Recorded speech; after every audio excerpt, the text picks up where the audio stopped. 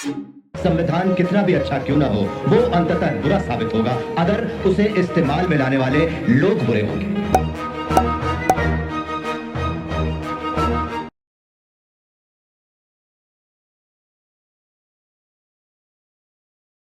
नमस्कार, मैं टीना चौहान स्वागत करती हूँ आप सभी का वॉइस ऑफ मानवता के इस प्लेटफॉर्म पर।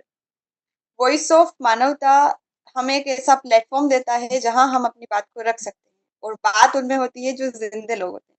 और आज हमारे साथ जिंदे लोग अनीता दांगी जी और शकुन बुद्ध जी जुड़े हैं। आप दोनों का बहुत बहुत स्वागत है।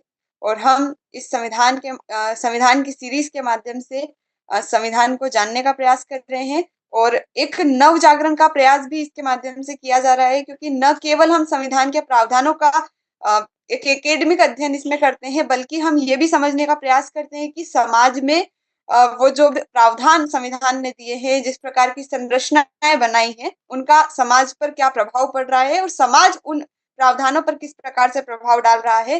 तो भगवान दास जी भी हमारे साथ जुड़े हैं एक और मेहमान के रूप में। तो आप सभी का यहाँ बहुत जय बहुत भीम स्वागत नमो। जी। और इस प्रोग्राम को स्पॉन्सर करने वाले डॉक्टर हरचंद सिंह जी, अमेरिका वाले producer of Shudra to Khalsa movies, sir का बहुत बहुत आभार। और साथ ही हमारे मेघराज सिंह जी जो हमारे ऑर्गेनाइजर है, सर का भी बहुत बहुत आभार। तो आइए हम शुरुआत करते हैं।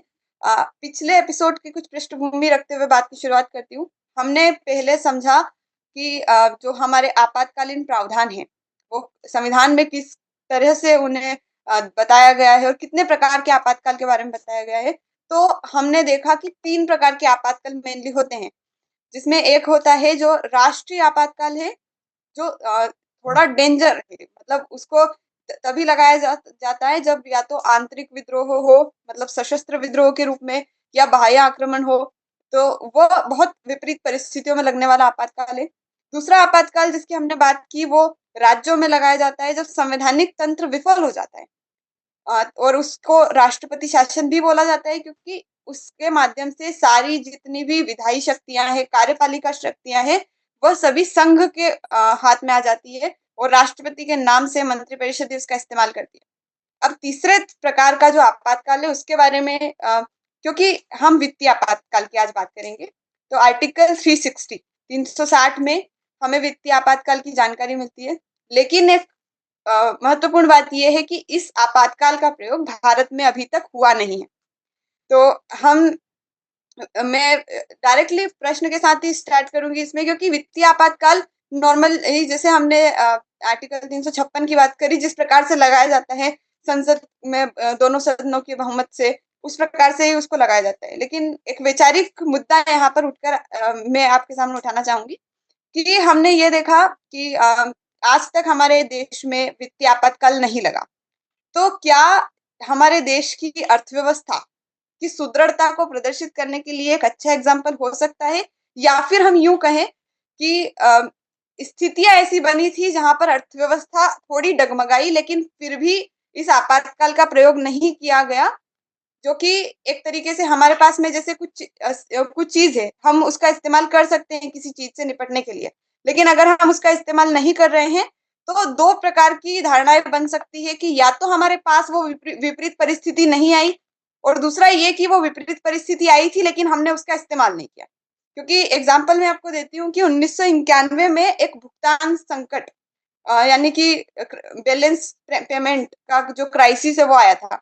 मतलब हमारे देश में केवल एक सप्ताह के आयात के लिए ही धनराशि बची थी, मतलब बहुत अर्थव्यवस्था की स्थिति अच्छी नहीं थी। लेकिन उस समय भी हमने वित्तीय आपातकाल का प्रयोग नहीं किया, जो कि किया जा सकता था। तो इसके बारे में हम आपसे यही जानना चाहेंगे कि क्या हमारी अर्थव्यवस्था की सुदृढ़ता को दर्शाता है कि आज तक हमने वित्तीय आपातकाल का प्रयोग नहीं किया, या फिर ये हमारा उसको हमने इतना महत्व ही नहीं दिया, उसको इस्तेमाल ही नहीं किया। तो इसको सबसे पहले इसी विचार के साथ भगवान दास जी, आपके विचार इस पर हम चाहेंगे, फिर अन्य मेहमानों के साथ भी हम इसी प्रश्न के साथ रूबरू होंगे। जी भगवान दास जी बोलिए। जी जय भीम नमो बुद्धाय। सभी दर्शकों को नमस्कार, और आपको, बड़े भाई मेघराज जी को, एवं वॉइस ऑफ मानवता के दर्शकों को, और आज के कार्यक्रम में जितने भाई बहन जो भी शामिल हैं सभी को जय भीम, नमो बुद्धाय, सत श्री अकाल, राम जोहार। बात आपके सवाल की आती है तो देखो, उस समय की जो परिस्थितियां थी और वित्तीय आपातकाल की, हाँ ये आपका सवाल एकदम सटीक है कि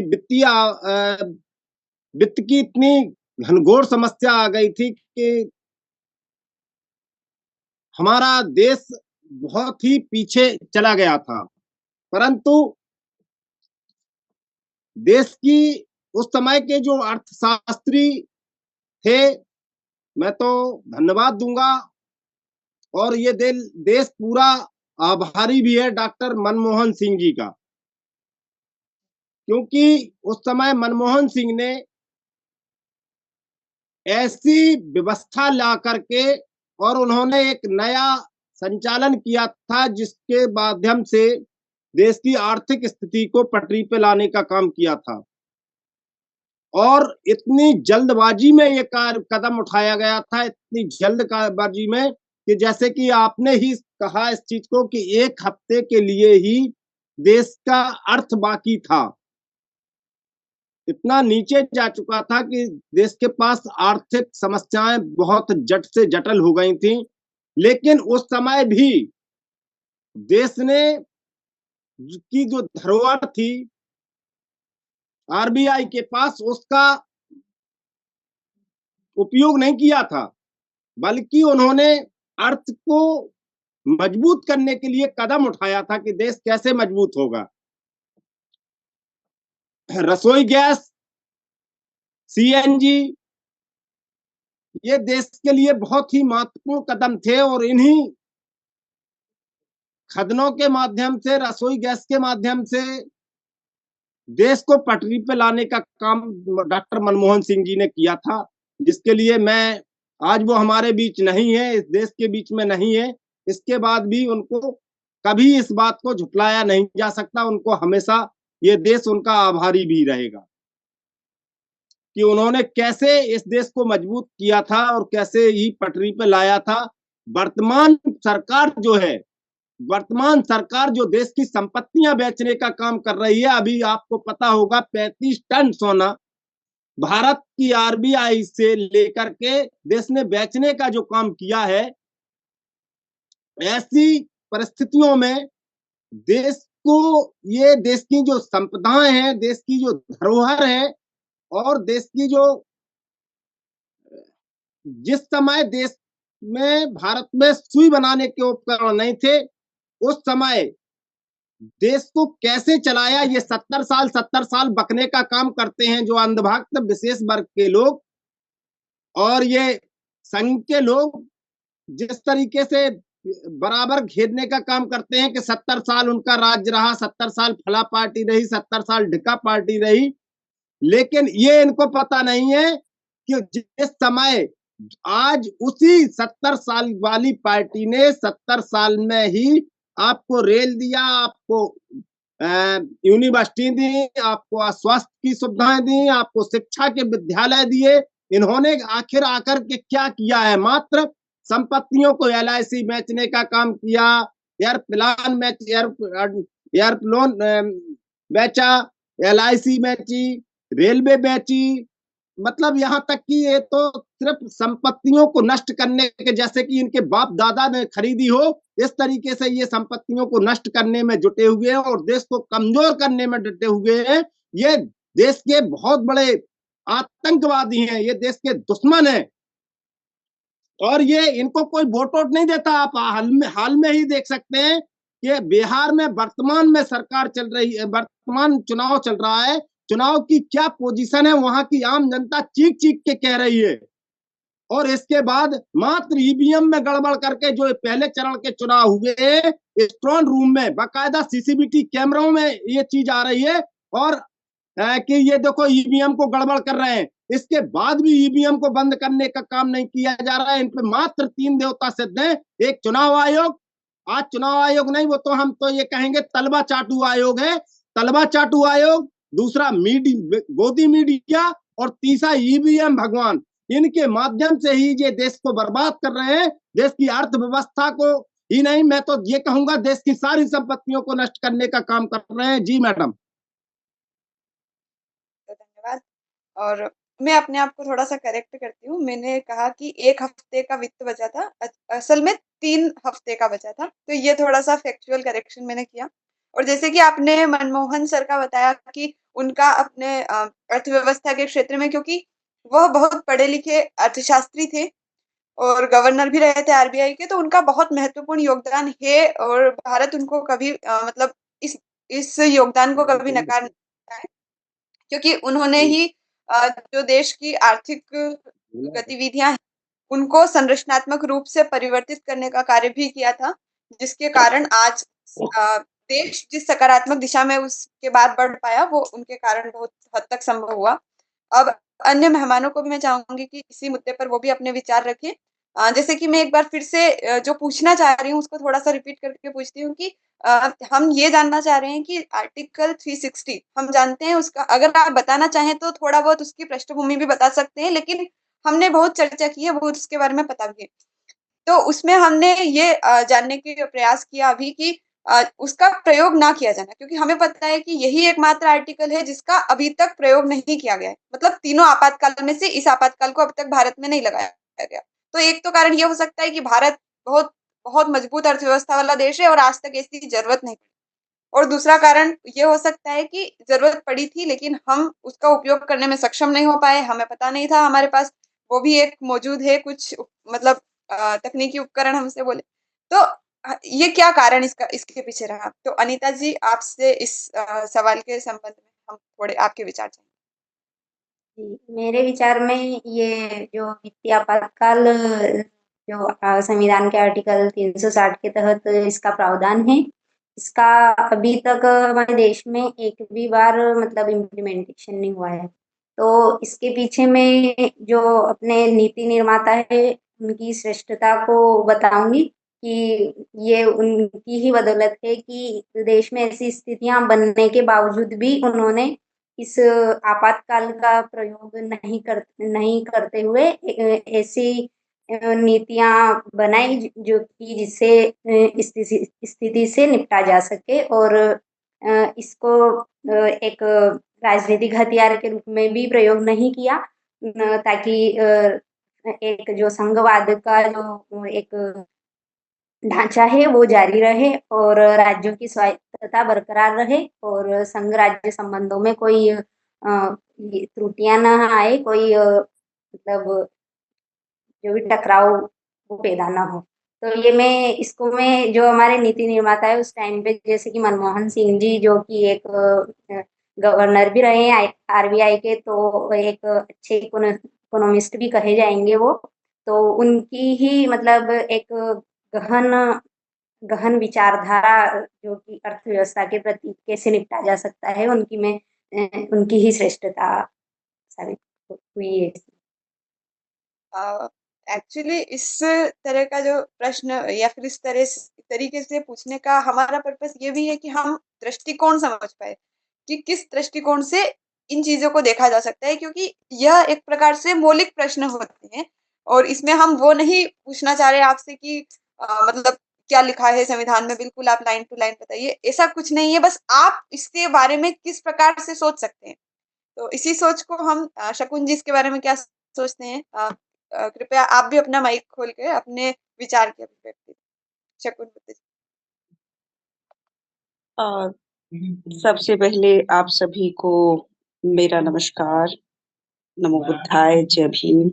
और मानवता चैनल जो है क्या है पूरा वॉइस ऑफ मानवता ना, वॉइस ऑफ मानवता, तो उसको भी बहुत बहुत धन्यवाद, शुक्रिया, थैंक यू कि आप जो है इतने अच्छे मुद्दे लेकर यहाँ पर मतलब मीटिंग करते हैं, तो ये बहुत बड़ी बात है। तो जैसा कि अभी आप पूछ रहे हैं कि भाई वित्तीय इमरजेंसी तो हमारे देश में कभी लगी नहीं, और उसका मुझे ऐसा लगता है कि उसका एक मुख्य कारण ये भी रहा कि देखिए जिस तरीके से आरबीआई की जो स्थापना हुई बाबा साहेब की बुक के आधार पर the rupee of Indian economy की जो उन्होंने नींव रखी थी, तो बाबा साहेब ने बहुत सोच समझ के, बहुत दूरदृष्टि वाले वो व्यक्ति रहे, और उन्होंने बहुत सारी जो बातें लिखी या बातें बताई या उनके जो किताबों में हमें मिलता है, वो बहुत ही दूरदृष्टि थे। और इसी आधार पर उन्होंने द प्रॉब्लम ऑफ रूपी लिखी, और उसके सॉल्यूशन भी उन्होंने दिए कि अगर बाई चांस कभी प्रॉब्लम आती है तो किस तरीके से उनको सॉल्व किया जाएगा। तो ये भी उन्होंने मतलब उसी में लिखा। दूसरा, अभी हालात खराब हैं, लेकिन पहले जो मनमोहन जी रहे या और भी एक दो लोग हैं जिन्होंने मतलब जो आर्थिक स्थिति पर बात करते थे या आर्थिक इकोनॉमी हमारी कैसी होनी चाहिए उस पे, तो क्योंकि वो ही समझ सकता है जिसको आर्थिक स्थिति के बारे में पूरी जानकारी हो, वही समझ सकता है, वही देश को चला सकता है। इसलिए मनमोहन जी जब हारे थे, मतलब जब मोदी सरकार आई थी, तो उन्होंने कहा था कि देश की अर्थव्यवस्था ही नहीं बल्कि पूरा देश ही गर्द में जा रहा है, मतलब इनके साथ गर्द में जा रहा है, क्योंकि ये लोग इनकी जो मानसिक स्थिति है उसको वो समझते थे, और वही इन्होंने किया कि आज पूरे देश को इन्होंने जो है बेच दिया। और बेचने के बावजूद भी अभी भी ऐसी इमरजेंसी नहीं आई कि हमको जो है वो लगानी पड़े, लेकिन फिर भी जो है ये जो लोग हैं, इन्होंने सारी चीजों को जो बेचा है वो तो सिर्फ इसलिए कि ताकि ये जो है SC ST OBC को नुकसान पहुंचा सके, उनको आरक्षण ना देना पड़े। और दूसरा, अपने ऐसो आराम के लिए इन्होंने जो है हर चीज बेची, घूमे फिरे अपने मतलब 10-10 लाख रुपए के इन्होंने अपने कोट पैंट पहने पूरे वर्ल्ड टूर कर लिया। तो ये सिर्फ हमारे जो है हमारे जो संसाधन थे, हमारे जो सरकारी महकमे थे, उनको बेच के ही इन लोगों ने जो है ये किया है। और इसीलिए, लेकिन कुछ अंधभक्त है जिनको दिखाई नहीं देता, जो समझते नहीं है इस बात को कि हमारे देश को कितना बड़ा नुकसान इन्होंने पहुंचाया है, और कम से कम 20-25 साल मिनिमम पीछे कर दिया है इन लोगों ने। और अभी अगर ये हट जाते हैं, इस सरकार को अगर नहीं आती है सत्ता में, तो भी बहुत साल हमको लगेंगे बिल्कुल बैलेंस करने में अपने देश को, क्योंकि इन्होंने इतना कर्ज ले चुके हैं, बाहर के देशों से इतना कर्ज ले चुके हैं। और अगर बाई चांस बाय मिस्टेक अगर फिर से ये लोग आ जाते हैं, तो वित्तीय इमरजेंसी लगना लाजमी है, ऐसा मुझे लगता है। और जिस प्रकार से हमने आर्टिकल 360 की बात की, वित्तीय आपातकाल की बात की, तो इसमें विभिन्न दृष्टिकोण हमारे सामने उभर कर आए, क्योंकि हम एक एक चीज को देखने के कई नजरिए होते हैं। हो सकता है इसे देखने वाले दर्शक कुछ और सोचते हो, उनका कुछ और नजरिया हो, और हम जो भी देखते हैं, जो डिसीजंस सरकारें लेती है, वह हमें वह दिखाई देता है जो पर्दे के आगे है। पर्दे के पीछे क्या हो रहा है हमें नहीं पता, हम इसका भी अनुमान ही लगाते हैं। इसीलिए अलग अलग लोग अलग अलग तरीके से सोचते हैं, और हमें सुनना सबका चाहिए, समझना चाहिए, और उसके बाद हम मतलब अच्छा डिसीजन ले पाते हैं, क्योंकि हमारे पास जितने ऑप्शन, जितना जिसका नॉलेज होता है, जितना ज्ञान होता है, उतने तरीके से वो सोच पाता है। तो इसका पर्पस यही है कि हम अलग अलग दृष्टिकोण मिलाकर के एक नया दृष्टिकोण पैदा कर सके, और जो आज के समय में जिन बातों की आवश्यकता है उनकी दिशा में हम आगे बढ़ सके। और एक बात मैं आपसे ये कहना चाहूंगी कि कभी कभी हम किसी मुद्दे पर बोलते हुए अगर ज्यादा समय अगर हमें हो जाएगा, तो मैं इस प्रकार से साइन करूंगी, तो आप अपनी बात को पूर्ण कर लीजिएगा जल्दी, ताकि मतलब ना बात कटे आपकी, और ना हमारा समय किसी एक मुद्दे पर बहुत ज्यादा जाए, क्योंकि संविधान के बहुत सारे प्रावधानों के बारे में हमें चर्चा करनी है। तो अब हमने आर्टिकल 360 की बात करी, अब इसके बाद में आर्टिकल 361, जो कि बहुत महत्वपूर्ण है हमारे डिस्कशन के लिए, क्योंकि आर्टिकल 361 ये बोलता है कि इसमें राष्ट्रपति, राज्यपाल और जो राज प्रमुख होते हैं उनके लिए संरक्षण। तो अब उनके लिए संरक्षण, तो इसमें मुद्दा ये है कि यहाँ पर उनके लिए जब वो पद पर रहते हुए कोई कार्य करेंगे तो उस कार्य के लिए वो किसी न्यायपालिका में जवाबदेह नहीं होंगे और उनको उनके ऊपर कोई आपराधिक मामला नहीं चलाया जा सकेगा उस दौरान। तो ये एक प्रकार का संरक्षण है। तो मैं एक एग्जांपल देती हूँ। 2015 में एमपी का मामला है, उसमें व्यापम केस हुआ था। अब उस समय पर जो अन्य लोग थे, हाईकोर्ट ने अन्य लोगों के खिलाफ तो एफआईआर इन्वेस्टिगेशन अलाउ कर दिया, केवल राज्यपाल को छोड़कर। तो अब ये इस प्रकार के मामले जो आते हैं उसमें इनको स्पेशल प्रोटेक्शन मिलती है। तो मैं आप लोगों से ये जानना चाहूंगी कि क्या इस प्रकार की जो प्रोटेक्शन है वो संवैधानिक गरिमा बनाए रखने के लिए, क्योंकि संवैधानिक पद है, हम भी उस पदों का सम्मान करते हैं, लेकिन अगर उस पद पर बैठकर कोई व्यक्ति बहुत ज्यादा गलत कार्य करता है तो फिर उनके साथ अगर कुछ ट्रीटमेंट, स्पेशल ट्रीटमेंट होता है जिसके तहत उन्होंने जिस प्रकार का गलत कार्य किया है उसकी सजा भी नहीं मिलती है या फिर उनको उसके बदले में कुछ भुगतान नहीं करना पड़ता है। तो ये क्या संवैधानिक गरिमा बनाए रखने के लिए आवश्यक है या फिर यह एक असमानता असमानता दर्शाता है? क्योंकि हमारे देश में मूल अधिकार के रूप में समानता का अधिकार है, लेकिन अगर कोई व्यक्ति इस पद पर बैठा है तो पद की गरिमा बचाने के लिए हम संरक्षण तो व्यक्ति को दे रहे हैं। तो ये किस प्रकार से विरोधाभास है, अंतर विरोध हमें दर्शाता है और क्या सही है? मतलब क्या होना चाहिए जिससे जो हमारे हम समानता के अधिकार को न केवल फंडामेंटल राइट यानी मौलिक अधिकार मानते हैं बल्कि हमारे संविधान की, हमारे देश की आत्मा के रूप में हम इसे देखते हैं। हमने जब आंदोलन लड़े, मतलब हम ब्रिटिशर्स के खिलाफ आंदोलन कर रहे थे, तब से आज तक हमको पता है कि हमारे मूल खून में क्या है। हम लोकतंत्र के समर्थक है, हम यूनिवर्सल फ्रेंचाइज मतलब जिसमें सभी वयस्क नागरिकों को मताधिकार देने का है और न्याय है, और इसके साथ में जो मैं समानता की बात कर रही हूँ, तो ये कुछ हमारे बेसिक प्रिंसिपल्स है। लेकिन इस वाले आर्टिकल से तो देख के लगता है कि यही प्रिंसिपल हिल रहा है। तो आप क्या सोचते हैं इसके बारे में? एक एक करके मैं विचार आपके लूंगी। भगवान दास जी, सबसे पहले आप अपनी बात रखिए और थोड़ा सा संक्षिप्तता भी देने का प्रयास कीजिएगा ताकि हम ज्यादा मुद्दों पर बात कर सकें। मैंने तो पहले भी मैडम बहुत कम समय लिया था, कम समय में अपनी बात रखने की कोशिश करता हूँ, लेकिन देखिए आप संविधान के तरीके से या लोकतंत्र के तरीके से आम जनमानस की हक अधिकारों और वोटों के अधिकार की आप बात करने की बात करें तो आप आज वर्तमान में देख रही हैं। देखिए संविधान जो है हमारे देश की आत्मा है, हमारे देश की रीढ़ की हड्डी के मतलब शरीर की हड्डियों के बराबर संविधान है।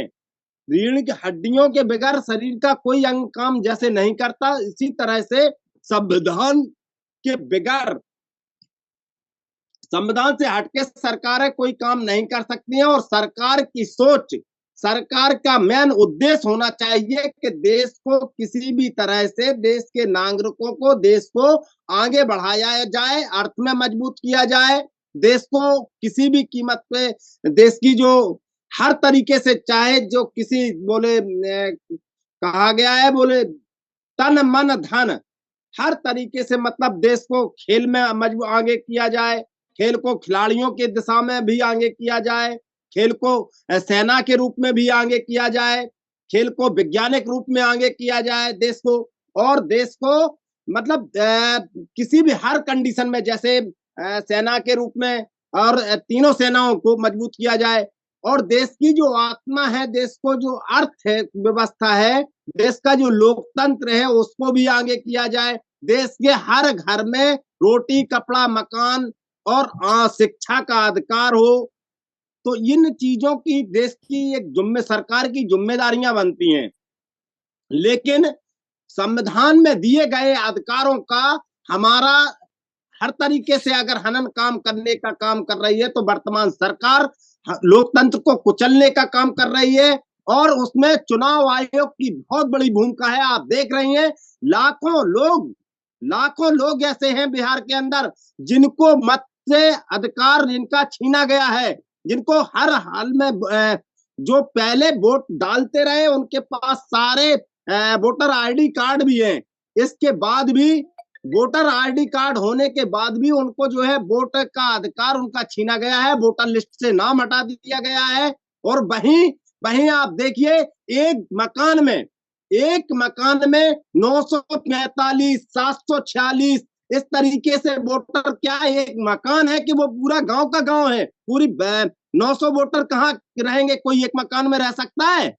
लेकिन इसके बाद ये सरकार और चुनाव आयोग लोगों को के हक अधिकारों को कुचलने का काम कर रही है। वहीं सरकार की एक जिम्मेदारी बनती है कि पढ़े लिखे युवाओं को रोजगार दिया जाए, और रोजगार के नाम पे ये सरकार बताती है कि पकौड़ा तलने का काम करिए, पकौड़ा तलने का रोजगार बताती है। बताइए पकौड़ा तलने के लिए कौन सी शिक्षा की आवश्यकता पड़ती है? और इस सरकार के जो संख्या लोग हैं वो उसमें कहते हैं बाबा साहब ने वो संविधान नहीं लिखा। अरे भाई मैं मानता हूं, चलिए तुम्हारी बात को मैं मान लेता हूं, तुम्हारे आका ने, तुम्हारे बाप ने संविधान लिखा है, लेकिन अगर उन्होंने भी संविधान लिखा है, इसके बाद भी भाई तुम संविधान को बदलने की क्यों बात कर रहे हो? क्यों तुम ये गोदी मीडिया के माध्यम से हमारे हक अधिकारों को और लोकतंत्र के जो है वोटर अधिकार को छीनने का काम कर रहे हो? तुम देश को कहां ले जाना चाहते हो? आखिर देश को क्या अशिक्षित करना चाहते हो? देश के कॉलेज शिक्षा के नाम पे कॉलेजों को मर्ज करने का काम कर रहे हो, बंद करने का काम कर रहे हो। अरे भाई आज अगर गांव में कॉलेज है, इसके बाद भी तो दबा कुचला व्यक्ति अपने बेटा बेटियों को पढ़ा नहीं पाता है, और जब कॉलेज 20 किलोमीटर दूर हो जाएगा, वो छोटा वर्ग का व्यक्ति, शोषित वंचित समाज का व्यक्ति अपने बेटा बेटियों को कैसे पढ़ाएगा? ये सरकार की ये वो है। वो कहने का मतलब सीधा सीधा इन्होंने बीजेपी की दिल्ली की मुख्यमंत्री रेखा गुप्ता जी ने अभी कहा है, जो अपने देश अपने परिवार को नहीं चलाता है, वो देश का दुर्भाग्य है। ऐसे व्यक्ति को देश की बागडोर उसके हाथ में, ऐसे लोगों को देश से बाहर होना चाहिए। और ये ऐसा नहीं है, ये सच्चे राष्ट्रद्रोही हैं, इनको जेल में डालना चाहिए, इनकी जगह जेल में होना चाहिए। जी मैडम। धन्यवाद। अब इसी मुद्दे पर हम अनीता जी आपके विचार लेंगे। आप क्या सोचती है कि जो हमारा आर्टिकल 361 है वो संवैधानिक गरिमा बनाए रखने के लिए आवश्यक है, या फिर उसके माध्यम से असमानता को बढ़ावा मिलता है? क्योंकि असमानता हमारे देश का मूल उद्देश्य तो नहीं है। और हमारे साथ में संतोष साहू जी भी जुड़े हुए हैं। सर आपका भी बहुत बहुत स्वागत है। हम भी आपके पास भी इस प्रश्न को लेकर आएंगे। अनीता जी आप अपनी बात। जी, मेरे विचार में जो आर्टिकल 361 है, जिसके माध्यम से राष्ट्रपति, राज्यपाल व विधान संसद और राज्य विधानमंडल के प्रमुखों को कुछ विशेषाधिकार दिए गए हैं। ये है ना, संवैधानिक पद की गरिमा बनाए रखने के लिए आवश्यक है। ये व्यक्तिगत विशेषाधिकार नहीं कहेंगे इसको, क्योंकि जो संवैधानिक पद पर जो व्यक्ति होते हैं वो अपने व्यक्तिगत कार्यों के लिए नीतियां तो नहीं बनाते हैं, वो संवैधानिक संवैधानिक संवैधानिक सलाह के अनुसार अपने नीतियां बनाते हैं आम नागरिकों के लिए। तो ये उनका व्यक्तिगत निर्णय नहीं होता है, इसलिए इस विशेषाधिकार को व्यक्तिगत नहीं मानेंगे। ये एक पद की गरिमा के लिए आवश्यक है, सही है और सही भी है। लेकिन इसका दुरुपयोग हो सकता है, जैसे कि इसका दुरुपयोग हो सकता है, जैसे कि राजनीति इस विशेषाधिकार का प्रयोग करके और अपने राजनीतिक हितों को भी ध्यान में रख के व्यक्तिगत हितों को बढ़ावा दिया जा सकता है। तो इसके लिए मैं कुछ जो सुप्रीम कोर्ट के केसेस है उनका एग्जांपल दूंगी। जैसे Rameshwar Prasad versus union of India का जो केस है 2006 का, उसमें सुप्रीम कोर्ट ने इस मामले में न्यायिक समीक्षा को संभव बनाया है। ऐसे मामलों की न्यायिक समीक्षा की जा सकती है। और एक और दूसरा केस है SR बोमई 1994 का। इसके तहत भी जो राष्ट्रपति की जो शक्ति की वैधता है उसको भी जांच किया जा सकता है। और ये सही इस संदर्भ में हो सकता है कि जैसे कि अगर आम नागरिक की तरह इन पर मुकदमे चलाएंगे तो राजनीतिक दबाव बना रहेगा तो ये निर्णय स्वतंत्र नहीं ले पाएंगे और जनता का विश्वास भी कम होगा संवैधानिक पदों के प्रति, तो फिर राजनीतिक अस्थिरता उत्पन्न हो सकती है। तो मेरे विचार में ये आवश्यक है, लेकिन ये इसकी सीमा यहाँ जब तक ही होनी चाहिए जहाँ तक कि जवाबदेही कमजोर न पड़े। और जैसे आपने कहा कि यह व्यक्तिगत संरक्षण नहीं देता है, तो बिल्कुल ये व्यक्तिगत संरक्षण नहीं है। हमने पहले ही कहा कि यह पदगत संरक्षण उन्हें देता है, लेकिन पद पर बैठता है व्यक्ति, और व्यक्ति बदलते हैं। व्यक्ति, हर व्यक्ति की नियत अलग होती है, हर व्यक्ति के कार्य करने का तरीका अलग होता है, हर व्यक्ति का उद्देश्य अलग होता है। तो क्योंकि आपने ये भी बोला कि अलग-अलग जो भी कार्य करते हैं, ये पॉलिसीज़ बनाते हैं या कुछ भी कार्य करते हैं, जनता के लिए करते हैं। सभी जनता के लिए कार्य करने के लिए हम बिठाते हैं, लेकिन ये घोटाले होते हैं, भ्रष्टाचार होता है, बहुत कुछ होता है। तो हर पद पर बैठकर व्यक्ति गलत कार्य कर सकता है। इसलिए इस प्रकार के प्रश्न यहाँ उठकर खड़े होते हैं। मैंने एग्ज़ाम्पल भी दिया, जैसे कि व्यापम केस का, व्यापम घोटाले का कार्य तो नहीं था राज्यपाल का, लेकिन उन्होंने उसमें उनका भी कुछ रोल था, लेकिन वो बच गए क्योंकि ये संरक्षण था। इसीलिए अब शकुन बुद्ध जी, आपके इस पर क्या विचार है? क्या आपको लगता है कि कोई व्यक्ति मतलब न्यायिक जवाबदेही से ऊपर किसी पद को रखा जाना चाहिए? शकुन बुद्ध जी।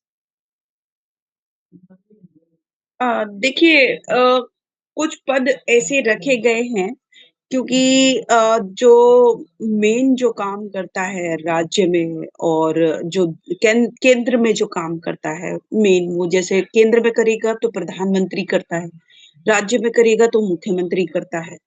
ठीक है, तो अभी इन लोगों की तरीके से जो है काम हो रहे हैं, लेकिन अगर ये लोग ठीक तरीके से मतलब काम नहीं करते हैं या राज्य में या देश में कुछ प्रॉब्लम क्रिएट होती है, तो ये लोग उस तरीके से निर्णय ले सकते हैं। फिर उनको ये लोग वो नहीं, मतलब उनको रोक नहीं सकते या कोई भी उनको रोक नहीं सकता। वो अपनी उससे अपनी जिम्मेदारियों को समझते हुए और अपना निर्णय वो सुना सकते हैं, कोई भी निर्णय वो ले सकते हैं।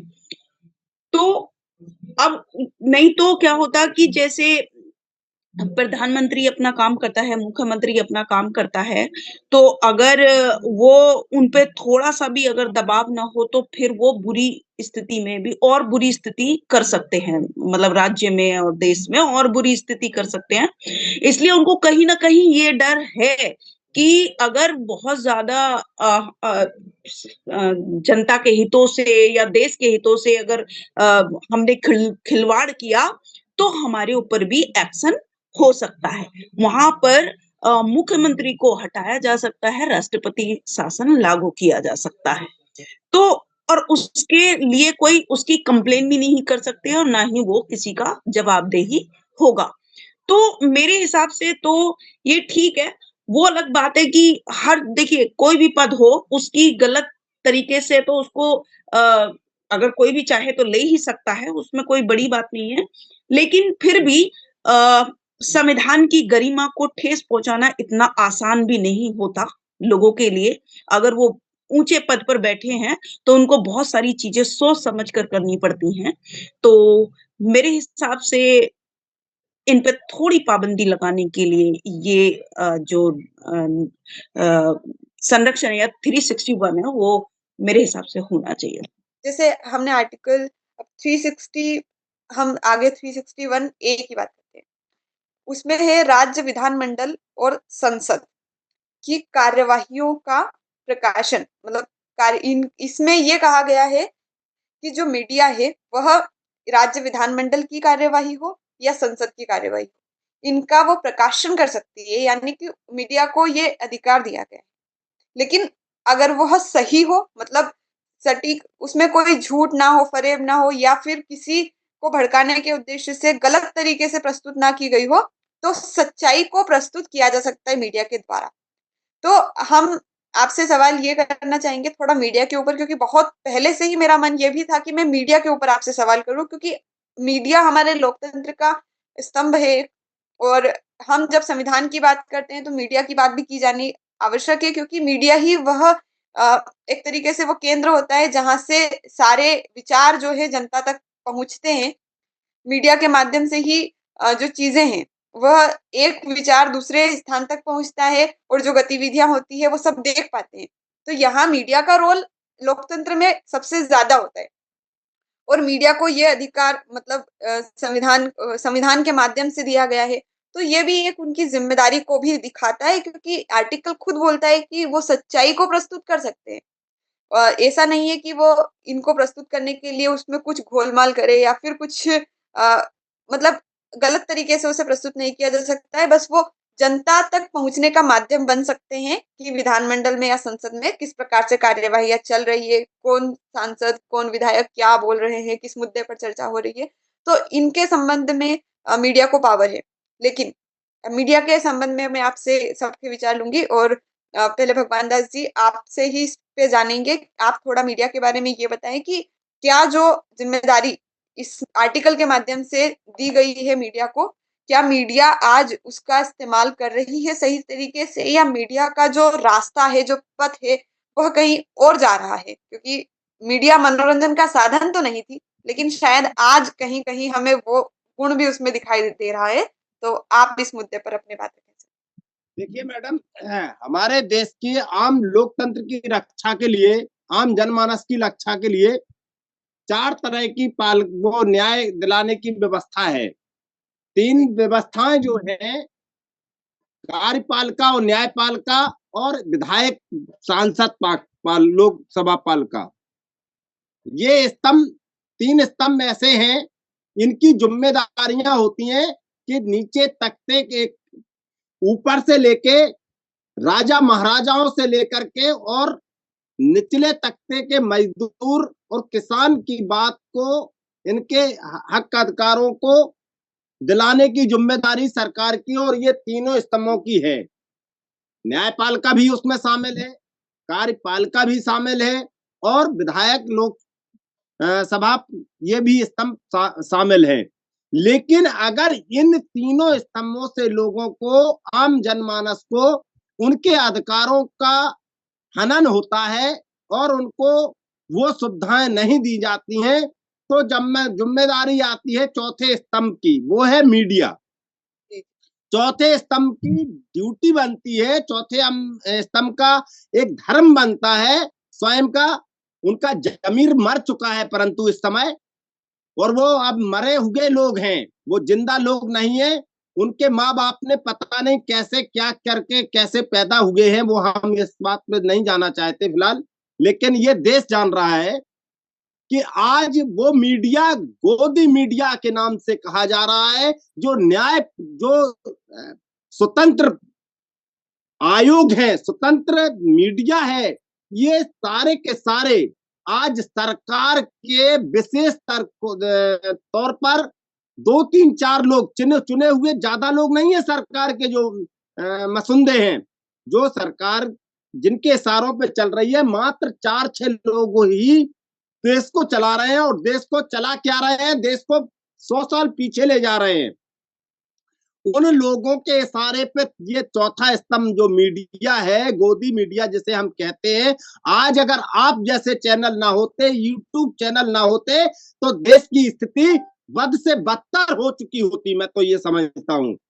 और मैं ये बड़े जिम्मेदारी के साथ कह रहा हूं कि अगर देश की स्थिति, अगर आप जैसे यूट्यूब चैनल ना होते, आप जैसे ना होते, तो मुझे लगता है कि देश की स्थिति बहुत ही बद से बदतर हो जाती और देश की हालत बहुत ही नीचे चली जाती। इसलिए ये गोदी मीडिया जो है, गोदी मीडिया बिल्कुल हमारे देश का, मैं तो ये कहूंगा, ये अपने कर्तव्यों से भूल चुका है। इसी कारण से आपने देखा होगा, ये कल या परसों, मुझे लगता है कल या परसों का मामला है, बिहार में आम जनमानस ने एकत्रित होकर के आंदोलन किया और आंदोलन का उग्र रूप इतना। तो यहाँ पर जिससे हमने मीडिया की भूमिका इसमें देखा और असल में पारदर्शिता लाने के लिए ही ये आर्टिकल लाया गया था। लेकिन वो पारदर्शी वाला जो स्तंभ है वो अपना कार्य शायद ठीक से नहीं कर रहा है।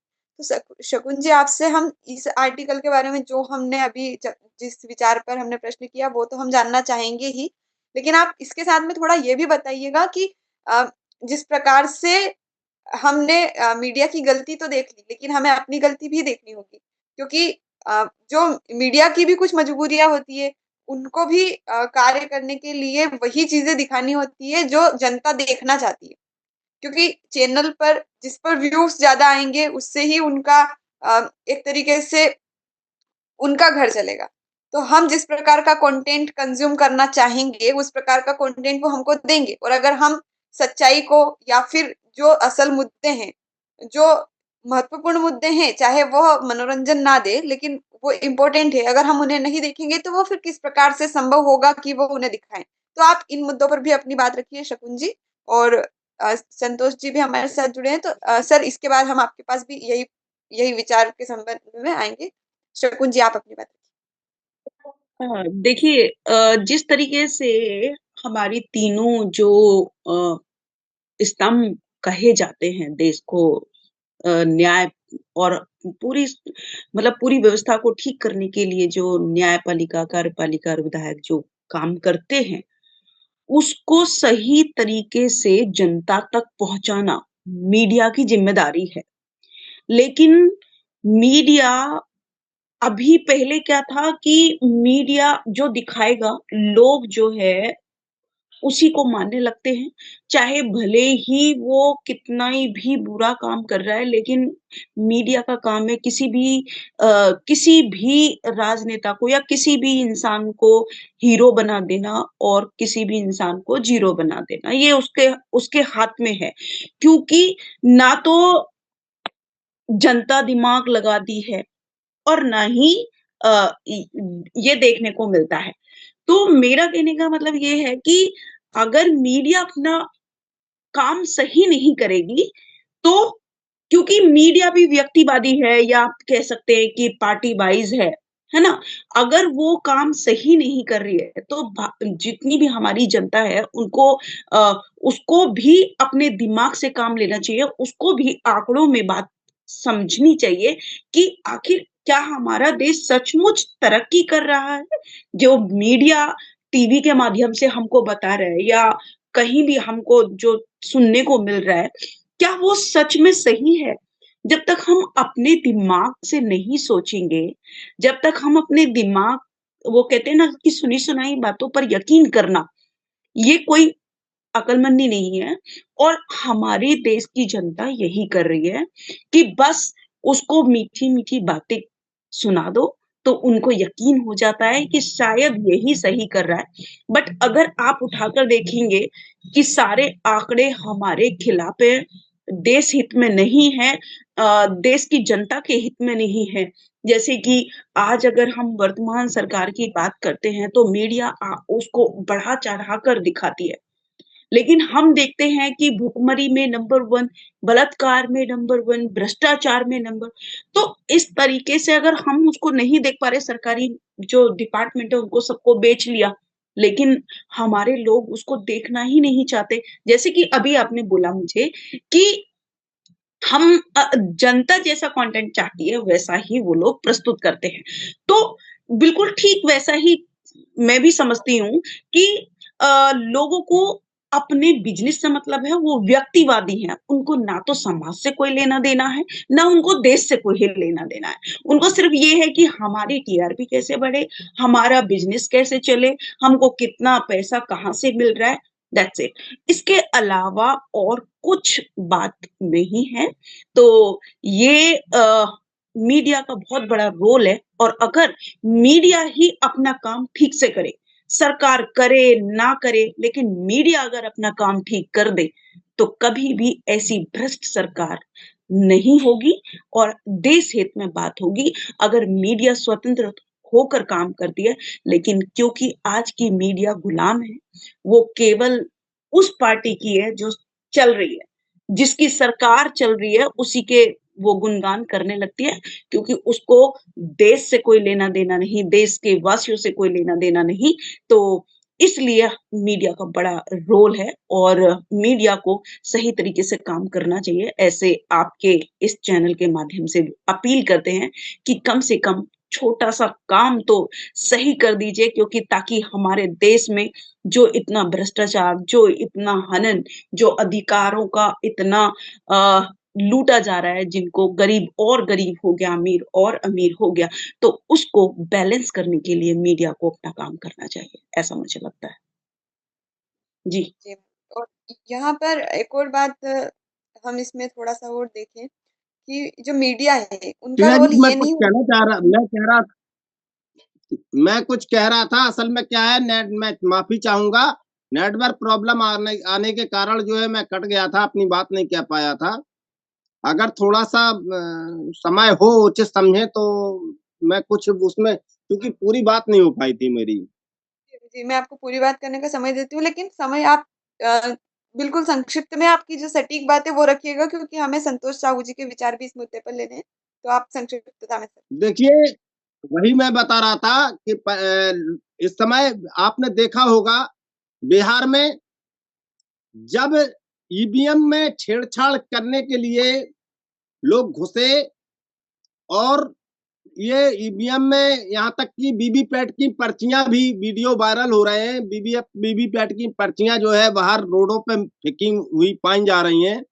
ऐसी कंडीशन को बिहार की आम जनमानस ने देख करके चुनाव आयोग बिहार का घेराव किया, और ऑफिस में घुसने के बाद वहां से अर्थी निकाली। और ये गोदी मीडिया जो है, ये अभी तक इन्होंने इस खबर को दाब रखा है। ये लाडली बहना के नाम से बेटी पढ़ाओ और बेटी बचाओ का नारा देने वाली जो सरकार है, आज देख रहे होंगे आप, यहाँ जनपद जालौन में मेरे गांव की बगल में ही मेरी जहां विधानसभा क्षेत्र पड़ता मेरा, रामपुरा गांव की घटना है कि आईपीएस की तैयारी करने वाली लड़की को उठा करके गुंडे ले जाते हैं, जो कोचिंग सेंटर से बाहर कोचिंग करके निकली थी, वहां से लोग उठा के ले गए और कानपुर तक ले जा करके वहां वो लड़की के साथ, मुझे लगता है कई लोगों ने गलत किया और गलत करने के बाद उसका जो है मर्डर कर दिया। तो ऐसी खबरों को ये मीडिया दबाती है, और ये चुनाव आयोग जैसी बड़े घोटालों को, और देश के केयर फंड है, ये बड़े बड़े घोटाले जो अडानी को जो है 1 रुपए की लीज पर जमीन देने का काम, 1 एकड़ जमीन का मूल्य मात्र 1 रुपए। ये ऐसी खबरों को मीडिया नहीं प्रसारित करेगी, जिससे जब सरकार को लगता है एक भय होता है, हर काम को करने के पीछे एक कारण होता है। वो कारण ये होता है कि अगर सरकार को ये भय रहेगा कि अगर हम जरा भी गलत करेंगे तो विपक्ष में जो हमारे विरोध में जो मेरी खबरों को चलाने वाली मीडिया है, वो कहीं चैनल पे चला देगी तो मेरी जो है थू-थू हो जाएगी। वो भय आज खत्म हो गया, क्योंकि मीडिया उनके अटैची लेकर के चंद पैसों में बिकी हुई मीडिया है ये, जिसके कारण आज हमारे देश की सबसे बड़ी, अगर देखा जाए, जो भी देश का नुकसान हो रहा है आज शोषित वंचित समाज का, उसका मेन दोषी अगर कोई है तो मीडिया भी है। और ऐसे मीडिया वालों को मैं समझता हूं कि आने वाले समय में इनका अधिकार सिर्फ स्थान जेल में होना चाहिए। जी मैडम। धन्यवाद। ग्राउंड से आप अपनी बातें उठाते हैं, रियल एग्जांपल देते हैं, तो ये कहीं न कहीं समझने के लिए भी बेहतर है। संतोष साहू जी, आप अपने विचार इस मुद्दे पर रखिए। एक आर्टिकल 361 क में जो हमें दिया गया है, विधानमंडल और संसद की जो बातें जनता को पता लगनी चाहिए, इसको भी थोड़ा बताइएगा कि ये किस रूप में जनता के लिए महत्वपूर्ण है? क्योंकि नीतियाँ तो वही बनती है, और अगर उन नीतियों को बनाने के पीछे क्या उद्देश्य रहे, उनको भी जानना जनता का यही होना चाहिए। और फिर मीडिया के बारे में भी आप बात रखिए कि उनकी ज़िम्मेदारियाँ क्या हैं और किस रूप में आज।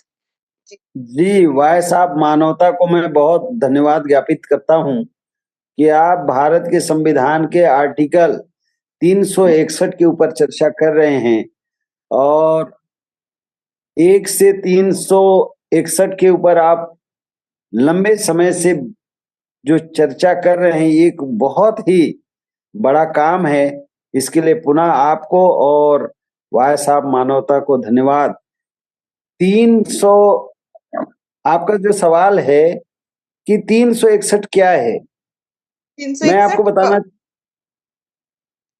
जी, मैं 361 के ऊपर कहना चाहता हूं कि राष्ट्रपति राज्यपाल को दी गई ये उन्मुक्ति से संबंधित है जो उन्हें आपराधिक कार्यवाही एवं गिरफ्तारी से बचाता है। संवैधानिक पदों पे आसीन लोगों का एक तरह से सुरक्षा कवच है ताकि वो निर्भय होकर अपने कार्यों को निष्पादित कर सकें।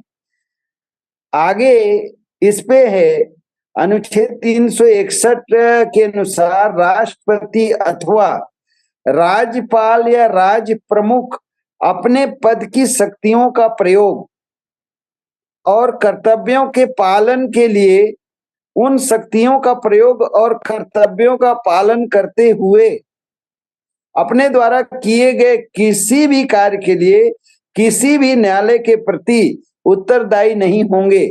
ये एक बड़ा अनुच्छेद है भारत के संविधान में। सर्वोच्च पदों पे आसीन, संवैधानिक पदों पे आसीन ऐसे अति महत्वपूर्ण जो पदाधिकारी हैं वो किसी के दबाव पे ना आए, किसी के षड्यंत्र के शिकार ना हो जाएं, उनको कोई ऐसा भय ना रहे अपने कार्य को निष्पादित करते वक्त। इसका एक बड़ा सुरक्षा कवच भारत के संविधान के आर्टिकल 361 में हमारे महान संविधान निर्माताओं ने ये प्रावधान किया। इस वक्त मैं उन विभूतियों को भी नमन करता हूं। जी धन्यवाद। जो हमने पिछले आर्टिकल 361 की बात की थी, सर ने उस पर अपनी बात रखी है क्योंकि उस समय उन्होंने उस पर विचार नहीं व्यक्त किए थे, और उसके बाद हमने मीडिया की भी चर्चा की। तो अब हमारा समय जो है वो हो चुका है, लेकिन मैं मीडिया के ऊपर थोड़ा सा ये बताना चाहूंगी कि असल में मीडिया की जिम्मेदारी ये बताना नहीं होती है कि क्या सही है क्या गलत है। उनकी जिम्मेदारी या उनका कर्तव्य मात्र इतना बताना होता है कि ये हो रहा है, आप देखिए, अब आप डिसाइड करिए, जनता डिसाइड करेगी कि ये सही हो रहा है गलत हो रहा है, उन्हें जनता को क्या प्रतिक्रिया देनी है। यानी कि जो मीडिया है वो केवल एक माध्यम है जिसके माध्यम से जनता को पता लगता है कि असल हो क्या रहा है, मुद्दे पर विचार, उसके बाद जनता खुद निर्णय लेगी कि उन्हें क्या करना है। यानी हवा जो है बनाने का कार्य मीडिया का नहीं होना चाहिए, हवा तो जनता बनाएगी कि उन्हें किस दिशा में जाना है।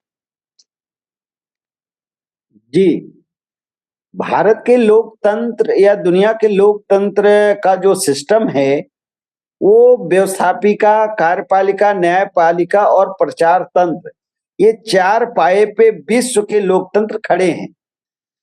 आप लोकतंत्र के चौथे पाए पे विचार करने के लिए ये कार्यक्रम आयोजित किए हैं, और आपने कहा कि हाँ, मीडिया का काम एक हवा बनाना नहीं है। ये बहुत गहरी बात आपने कही। मीडिया, भारतीय मीडिया के कारण पूर्व वक्ता साथियों ने बहुत ही महत्वपूर्ण बात रखे कि मीडिया जो हमारा ज्वलंत मुद्दा है उसको छुपाता है और जो बिना मुद्दे की बात है उसको हाईलाइट करता है। ये एक नहीं हजारों प्रकरण में दिखाई पड़ रहा है। सुबह शाम टीवी में डिबेट के माध्यम से ऐसी ऐसी बातों के ऊपर चर्चा हो रहा है, लोग चिल्लाते हैं, चीखते हैं, ऐसे लगता है ये कौन लोग हैं, क्या फैला रहे हैं, सिर्फ हिंदू मुस्लिम धार्मिक बातें, जाति की बातें। आप जैसे इस चैनल के माध्यम से संविधान के आर्टिकल के ऊपर बात कर रहे हैं, अनुच्छेद के ऊपर बात कर रहे हैं, चाहे वो जैसी भी बातें हो, पर कितनी बड़ी बातें हैं। आज भारत के संविधान के जो मूल 8 अनुसूची रहे, 22 भाग रहे, 395 आर्टिकल रहे, भले आज वो बढ़ के 12 अनुसूची हो गए, 25 भाग हो गए, 447 अनुच्छेद हो गए। इसके ऊपर अगर बात होता, जैसे आपने कोशिश किया, ऐसे भारत के मीडिया के माध्यम से संविधान के ऊपर डिबेट होता, हर एक अनुच्छेद के ऊपर ऐसी चर्चा होती, जो विषय के विशेषज्ञ हैं उनकी बातें जनता सुनती, आप आधा से ज्यादा समस्या हमारा दूर हो जाता।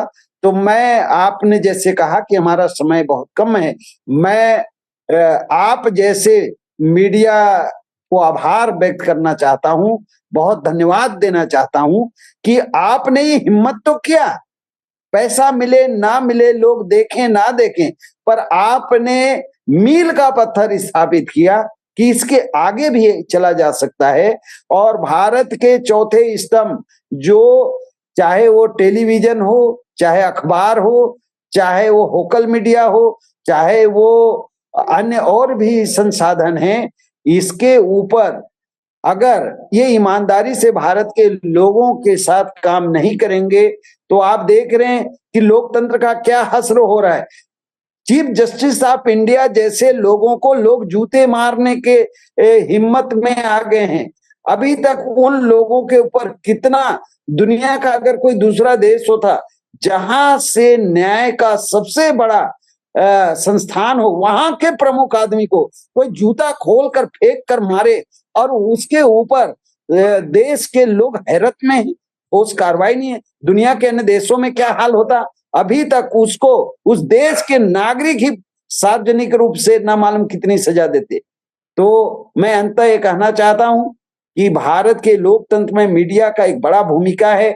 उसमें जो उद्योगपति के हाथ में चले गए, उद्योगपतियों ने खरीद लिया, अब उनसे हमें कोई उम्मीद नहीं है। आप जैसे वॉइस ऑफ मानवता और ऐसे जो सोशल मीडिया हैं दुनिया से, आप अमेरिका से बैठ के भारत के लोगों की जो बौद्धिक क्षमता है उसको बढ़ाने में निरंतर कोशिश कर रहे हैं। इसके लिए भी मैं आप सबको बहुत धन्यवाद देता हूं। जय भारत, जय संविधान। सत श्रीकाल। मैं भी इसमें कुछ ऐड करना चाहता हूँ अपनी तरफ से। इसमें क्या हो रहा है कि हर समस्या का समाधान तो ढूंढते नहीं है, लेकिन समस्या बताते हैं कि ये समस्या यहाँ से आ रही है, ये समस्या यहाँ से आई है, इस समस्या को इसने खड़ा किया, उसने उसको खड़ा किया, इसने ऐसा खड़ा किया। तो लेकिन समाधान कहाँ है? तो जब ये मैंने कल भी मैंने बात रखी थी आप संतोष साहू जी के साथ में कि अगर ये जो गुंडे लोग आज राजनीति में बैठे हैं, ये सिर्फ जो अच्छे लोगों के निकम्मेपन के कारण बैठे हैं। जब यहाँ पर देखा होगा आप सभी ने कि जो भी देखो हाईएस्ट एजुकेटेड बड़े से बड़ा इंसान, अच्छे से अच्छा इंसान ये कहता है कि राजनीति बहुत गंदी चीज होती है, उसमें नहीं जाना चाहिए। जब गंदी चीज में अच्छे लोग नहीं जाएंगे तो वहां पर गंदे लोग जाएंगे, तो गंदे फिर गंदगी फैलाएंगे, फिर अच्छे पर डंडा फेरेंगे, फिर वो क्या कहते हैं कि हमारा डंडा बढ़ रहा है, मतलब ये राजनीति हमारे लिए अच्छी नहीं है। तो जो लोग बेईमान हैं, ठग हैं, चोर हैं, जब वो अपने काम को पूरी बेईमानी से करते हैं, और ये है ना जो मीडिया खरीद रहे हैं या पत्रकार खरीद रहे हैं या जो भी काम कर रहे हैं, वो कोई फ्री को थोड़े कर रहेगा, उनके पीछे पैसा लगता है। तो वो पूरी हिम्मत से, पूरी ताकत से, पूरी शिद्दत से बुरे बुरे काम करते हैं। कोई अच्छे लोग क्या करते हैं कि अच्छे लोग सोचते हैं चलो जो जो हुआ हो गया, कोई बात नहीं है। वो दूसरों को हर समस्या का समाधान दूसरों से चाहते हैं। तो इसको समझ जब समस्या हमारी है, समाधान भी हमें ढूंढना पड़ेगा इसका। मैंने प्लान में रखा है प्लान कि मैं अगर मेरा 3 साल साथ देते हैं तो पूरे भारत को मैं एजुकेशन फ्री कर सकता हूँ, हेल्थ फ्री कर सकता हूँ, जिसकी सबसे ज्यादा लोड बहुजन समाज को है, हेल्थ फ्री की और एजुकेशन फ्री की। तो बहुजन समाज, जितने बहुजन समाज के साथ मैंने बात रखी है, ये बात रखी है, सबके सब ऐसे बोलते हैं कि ये तो शेख चिल्ली वाले सपने हैं। वो कहते हैं तुम प्लान लेके गोबरे बेवकूफ वाला प्लान है तुम्हारा, ये कभी कामयाब नहीं होगा। मतलब 99% ये बोलते हैं कि तुम्हारा प्लान ये कभी कामयाब नहीं होगा। तो अभी अकेला आदमी इसको प्लान को कैसे चलाएगा? तो बिना पैसे के तो चलता नहीं। जहाँ हजार रुपए दे सकते हैं संगठनों को, दूसरों को, मैं सिर्फ 100 रुपए डोनेशन मांगता हूँ महीने का। मैं 3 साल में पूरे भारत को इसको एजुकेशन फ्री कर सकते हैं, फ्री कर सकते हैं, और 5-5 हजार लोगों को हर स्टेट में नौकरी मिल जाएगी। लेकिन नहीं सुनते। तो लेकिन जब समस्या हमारी है तो समाधान हमें ढूंढना पड़ेगा। तो यहाँ जो है भारत के तकरीबन जितने भी पत्रकार हैं या जितने भी मतलब समझदार लोग हैं, वो हर समस्या को दूसरे के ऊपर ठोक देते हैं कि उसने किया, उसने किया, उसने किया, उसने किया। अरे भाई, हमने क्या किया है? हमने अगर जो हम अपनी जिम्मेदारी का पूरी अच्छी, अगर हर आदमी अपनी जिम्मेदारी को पूरी तरह से निभाए तो इनकी तो मतलब कौन किसकी औकात है? जो 85% बहुजन समाज अगर ये फूक भी मार दे ना इनकी तरफ को, तो ये हवा में साफ उड़ जाएंगे। तो उनको पता ही नहीं कि मारना किधर को है, क्या करना है। तो वह अपनी समस्या को खुद पीछे बांध कर घूम रहे हैं कि समस्या का समाधान कोई और करेगा। कौन करेगा समस्या का समाधान? तो बाबा साहब आए थे, उन्होंने जो काम किया वो जो अपने बच्चे गंवाए, उन्होंने अपना जीवन सारा बर्बाद करके रख दिया बहुजन समाज के लिए। आज बहुजन समाज ने उनके साथ में बहुजन समाज ने 35 लाख संगठन बनाकर उनके साथ धोखा किया। तो ये 35, जबकि बहुजन समाज का राज होना चाहिए आज की डेट में 35%। जो फिर ये समस्या तो हमने खुद मतलब उस समस्या का जो अगर ये खड़ी हुई जितनी भारत में खड़ी है, भुखमरी है, जात पात है, या संविधान आज खत्म होने में जा रहा है, ये समस्या का जिम्मेदार बहुजन समाज ही है कि बहुजन समाज के निकम्मेपन के कारण ही आज गुंडे लोग बैठे हैं।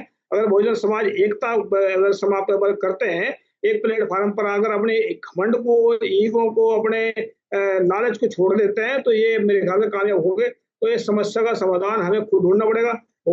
जी कुछ कहना चाहते हैं? Thank you. आज हमारा समय बहुत हो गया है, लेकिन हमने बहुत सारे मुद्दों पर चर्चा की और एक सार्थक चर्चा की रूप में हम निरंतर आगे बढ़ रहे हैं। हमने हर मुद्दे को बहुत गहराई तक समझने का प्रयास किया है, उसके हर पहलू को जांचने की भी कोशिश की है और साथ में नए पहलू जो कि सच में महत्वपूर्ण हो उनको भी हम समझने का प्रयास करते हैं, उस दृष्टिकोण से भी देखने का प्रयास करते हैं। तो आज के इस एपिसोड में जुड़ने वाले हमारे मेहमान भगवान दास जी, अनीता जी और भगवान जी कुछ कहना चाहते संतोष साहू। हैं? जी जी सर। भगवान दास जी भगवान दास जी क्या कहना चाहते हैं आप? संक्षिप्त में अपनी बात रखिए। माइक ऑन करके बोले sir. Sir ji mic on करके बोले आप, भगवान दास जी। यही है कि हमारे बड़े भाई जो कह रहे थे, मेघराज भाई आदरणीय, वो जो उन्होंने कहा है कि आज बहुजन समाज का राज होना चाहिए था, तो बिल्कुल सच्चाई है, इस बात में कोई दोहराय नहीं है। और ये कहीं दूर भी नहीं था, क्योंकि जहां 4-4 बार उत्तर प्रदेश जैसे राज्य में हमने अपने बहन को जो है मुख्यमंत्री बनाने का काम किया, परंतु आज जो सिर्फ अपनी रोटी सेक कर अपनी दाल पकाने का काम कर रहे हैं, जो हमारे समाज के सबसे बड़े गद्दार हैं, तो हमारे बहुजन समाज के ही लीडर हैं जो नेतृत्व कर रहे हैं। वो मात्र इस लोभ लालच में कर रहे हैं कि हम ही मुख्यमंत्री बन जाए, वो सोच रहे हैं हम मुख्यमंत्री बन जाए, वो सोच रहे हैं हम मुख्यमंत्री बन जाए। और मायावती जैसी पार्टी की लीडर जो है बहुजन समाज पार्टी की, उनको ये न लगता है कि हमारी समाज का कोई नेता ना बन पाए। ये सबसे बड़ा उद्देश्य उनका जो है बहुजन समाज का उत्पीड़न करने में बहन जी का भी कोई कम योगदान नहीं समझेंगे। और जितने भी बहुजन समाज पार्टी के लीडर हैं, उनको ये देखना चाहिए कि जो निकले हुए समाज सेवक हैं, जो दिन रात रोड पे बैठ करके काम कर रहे हैं, जो आम जनमानस की जो है समस्याओं को लेकर के, उनके हककारों के लिए लाठी डंडा खा करके और लड़ाई लड़ करके, आंदोलन करके उनको जो है समाज को जिंदा रखने का काम कर रहे हैं, ऐसे लोगों को जो है सम्मान दें और उनको जो है जिम्मेदारी सौंपे, तो हमें लगता है कि बहुजन समाज की सत्ता आने में कोई बड़ा समय नहीं लगेगा। परंतु अब ये सब अपने अपने जो है सब मुख्यमंत्री और प्रधानमंत्री बनना चाहते हैं, जिसके कारण आज हमारे देश की, हमारे बहुजन समाज की यह दुर्दशा हो रही है। ये जो हमारे बड़े भाई मेघराज जी ने कहा एकदम सत्य है, मैं इसका पूर्ण समर्थक हूँ। रही बात शिक्षा की, तो बड़े भाई, अगर हमारे बड़े भाई ने कहा कि हम जो है शिक्षित करेंगे, हम रोजगार देंगे, हम स्वास्थ्य की सेवाएं देंगे, इस मामले में हमारी कई बार बात हुई है मेघराज भाई से, लेकिन हम देंगे वो अलग बात है, ये देश की जो सरकार है इसकी जिम्मेदारियां नहीं है क्या? मैं यहाँ जो बात कर रहा हूँ, हमारा संगठन, हम मेघराज भाई एक होकर के कुछ भी करें वो अलग का विषय है, लेकिन ये देश की जो सरकार की जिम्मेदारियां हैं, वो देश की सरकार को अपने जो है ध्यान में रख करके आम जनमानस की शिक्षा और स्वास्थ्य का ध्यान रखना चाहिए। ये उसका भी दायित्व बनता है जो अपने दायित्व से भटक रही है, और ये जो है इनको बेशर्मों को शर्म नहीं आती है। ये बात हम अंत में कहना चाहता था। जय भीम, नमो बुद्धाय। तो सर आप सभी का बहुत बहुत धन्यवाद, और इसी तरह से हम आशा करेंगे कि हमारी आने वाली चर्चा भी सार्थक कदम बढ़ाए और साथ में हम एक सकारात्मक ऊर्जा के साथ बाहर निकले, और जो भी हमारे जो दुर्दशा हम देख रहे हैं, कहीं भारत के बहुत सारे पक्ष ऐसे हैं जहाँ पर हमें नकारात्मक छवि देखने को मिलती है और जिसकी चर्चा भी हम नहीं करना चाहते, जबकि चर्चा करने से उसका समाधान निकलता है। तो इन ऐसे ही समाधानों की और हम अपने अच्छाइयों बुराइयों हर वास्तविकता की चर्चा हम करेंगे, और आज के एपिसोड में बस इतना ही।